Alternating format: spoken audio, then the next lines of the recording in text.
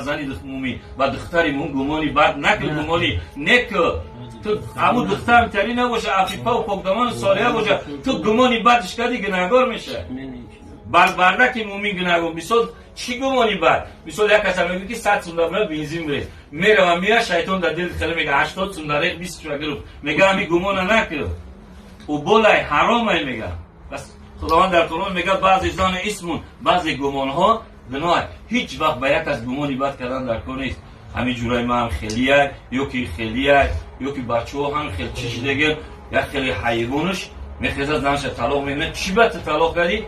زنی ما قطعی جورا میگرده، او جوراش میگه بسم الله الرحمن الرحیم، ولی ما زنی میره نومش نمیدونیم، ما قطعی سلام کردگی نیستیم.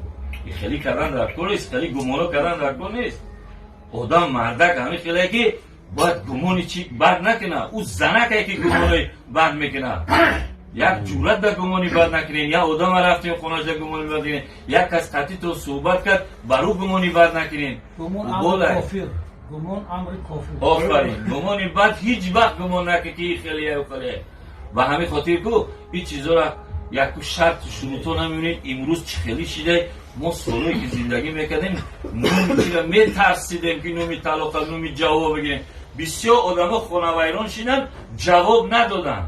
3 ماه بعد ملو قطعی وکیل اومد گفتن که جواب بده و دوکه نو همون سرم طلاق شد نگرفت، گفت جواب شد دادم. نومی طلاق امروز یک گپ شده 3 طلاق کردم ما ایتت کردم، این فردای هم این جواب داره. مردک بناموس به کلش بگیرن با زن میگیره و نگی جواب نمیده، طلاق نمیکنه. یگان مردک باید ناموس تا دریاتون ناموس داشته باشه که زن شما نبروه که با یک جای دیگه تای پای یک مردک دیگه بروه.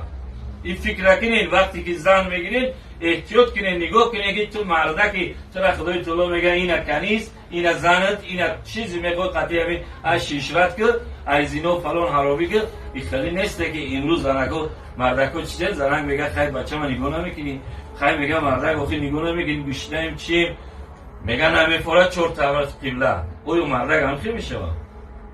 مردک تمامی سختی را میبردوره، با دستاش با پاش خس میکشنه که نون میتتای دستشه که پیش یک از دست روز نکنه. همشه بوده که فیروز موی نخیلی مردک کلام چیدگی بوده.